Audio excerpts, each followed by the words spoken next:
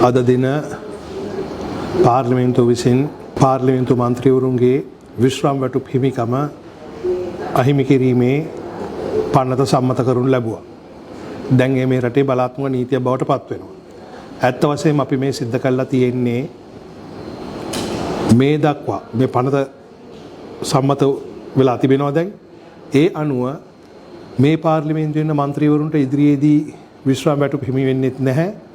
ඒ වගේම මේ දක්වා විශ්‍රාම වැටුප් ගනිමින් හිටපු කට්ටියටත් තවදුරටත් විශ්‍රාම වැටුප් ගැනීම තහනම් වෙලා තිබෙනවා.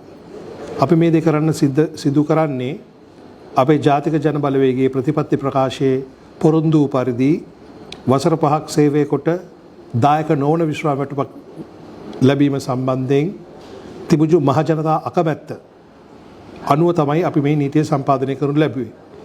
ඒ අනුව එම ප්‍රතිපත්තිමේ හේතුව මත කළා විනා මේ කාගෙත් පාලි ගන්න හෝ කාටත් හිරිකර හැර කරන්න අදහසින් අපි කළේ නැහැ. අද දිනේදී විපක්ෂය විසින් දක්වපු කරුණු කාරණාවල ප්‍රධාන හරයක් වූයේ මෙම විශ්‍රාම වැටුප නොමැතිව ජීවත් වෙන්න සමහරක් මන්ත්‍රීවරුන්ට අපහසු විය හැකි බවයි.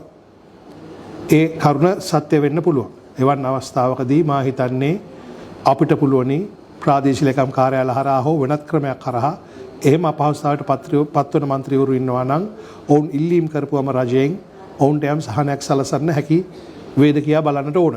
මොකද අපි අත් වශයෙන් මේ කළා තියෙන්නේ ප්‍රතිපත්තියක් වශයෙන් ජනතාව ඉල්ලපු දේ කරපු එකයි මේ කළා තියෙන්නේ. එහෙම නැත්නම් කිසිකට හිරිහැර කරන්න මේ රජයට උවමනාවක් අවශ්‍යතාවයක් නැහැ. ඒ වගේම අවසාන වශයෙන් මට කියන්න තියෙන්නේ මේක ඓතිහාසික දවසක්. ජනවරමට අපි කන් දීලා වැඩ කරපු දවසක්.